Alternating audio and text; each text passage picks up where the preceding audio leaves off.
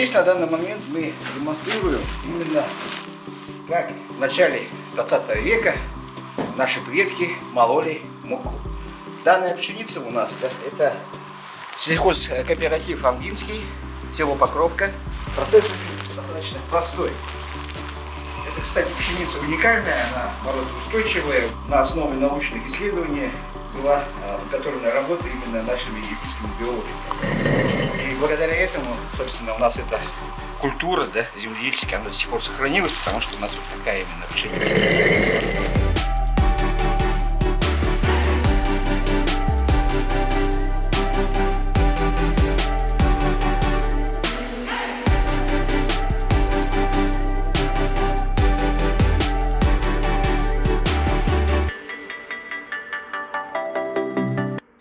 То, что мы сейчас намололи, да, это называется у нас первый обмол, да, с отрубями. Сейчас уже российские диетологи, наоборот, советуют использовать именно такой помол, первый помол. Он считается полезным теперь. Но раньше, чтобы добиться вот непосредственно вот такой вот муки, да, надо было ее перемалывать еще раз, по второму разу. Второй помол, он считался намного качественнее. Ну и для приготовления уже блюд, да. Поэтому мы сделаем муку, собственно, уже из первого обмола. Поскребли по сусекам, да, наше намолотое зерно с отрубями. И сейчас будем показывать процесс просто просеивания. Это, в общем, все просто, элементарно. Вот такие вот инструменты, они до сих пор у наших матерей, бабушек, они до сих пор сохранились, потому что и всегда использовались. Ну, точно, в общем, все просто.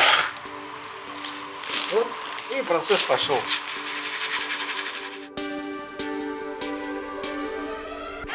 Ну и выйти, да, остается вот именно природная шелуха остается. Ну, раньше ее добавляли, допустим, уже в кормление обыкновенное, там, ну, у кого, допустим, я вот помню, это, допустим, вот свое детство, это все свиньям шло. А в древности я не могу сказать, может быть, добавляли именно, опять же, еду, ну, тем же коровам, тем же ясно. Потому что у нас идет это как бы первый помол, да? А по большому счету вот надо делать еще раз, второй масло прокручиваем, но еще больше измельчается, и уже через сито она появляется белая. Такой, который вы можете уже видеть ее в магазине.